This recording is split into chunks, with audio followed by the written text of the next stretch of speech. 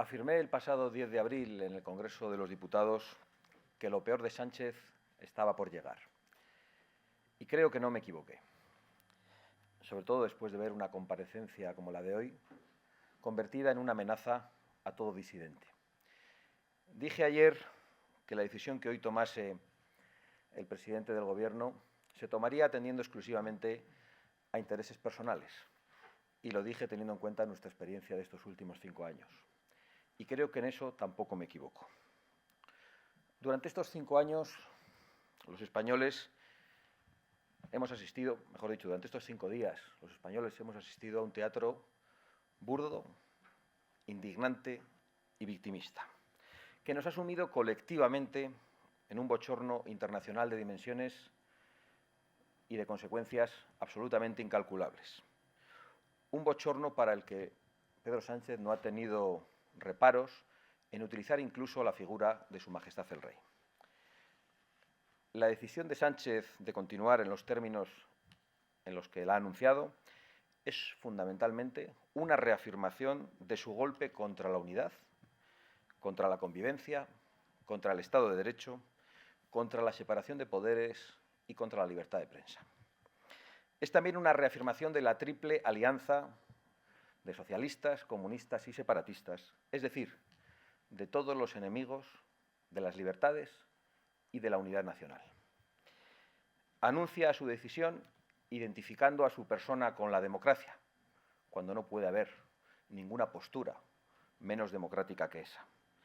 Anuncia su decisión apelando a una movilización social golpista de sus aliados y de sus acólitos, y llamando también a una movilización y a una supuesta regeneración democrática pendiente y que solo él garantizaría y que está sin ninguna duda dirigida contra jueces independientes, medios libres y contra la oposición, y que no tiene otra intención y otro objetivo que sepultar por completo la crítica, garantizarse la impunidad para sus crímenes, para sus mentiras y para sus corrupciones, y atizar el enfrentamiento social que ya sabemos que sus aliados y cómplices de investidura acaban convirtiendo siempre en violencia. Violencia que precisamente ha padecido Vox desde hace 5 años y violencia que sabemos que termina amnistiando precisamente el presidente del Gobierno.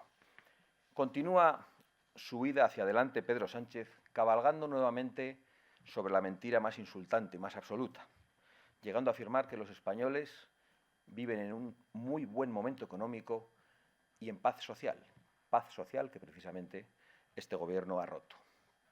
La realidad es que la España que ha traído Pedro Sánchez es una España enfrentada por la izquierda y por la extrema izquierda que no ha dudado en rescatar odios, ni ha dudado incluso, literalmente, en desenterrar muertos.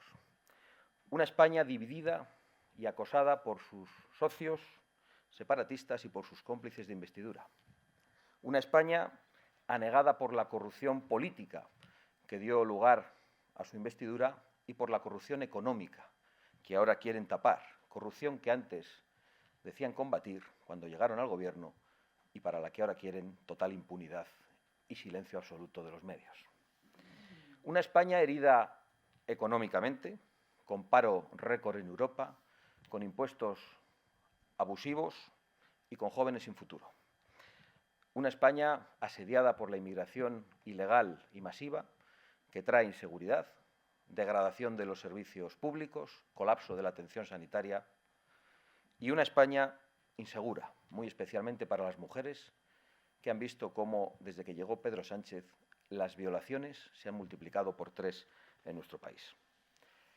En este escenario extremo provocado por un aprendiz de tirano, es exigible a la Dirección Nacional del Partido Popular que rompa toda negociación, muy especialmente en el Consejo General del Poder Judicial, y que rompa cualquier tipo de acuerdo con el Gobierno de Pedro Sánchez.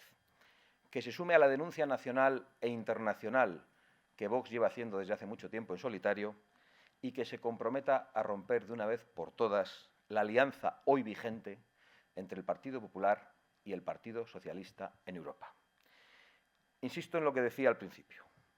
Lo peor de Sánchez está por llegar y a nosotros solo nos queda trabajar para minimizar el daño a los españoles y para construir una alternativa que sea viable.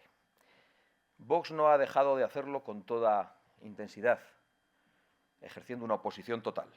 Esperamos que otros se decidan a contribuir a este esfuerzo sin el más mínimo atisbo de colaboracionismo con un autócrata enrabietado y desatado.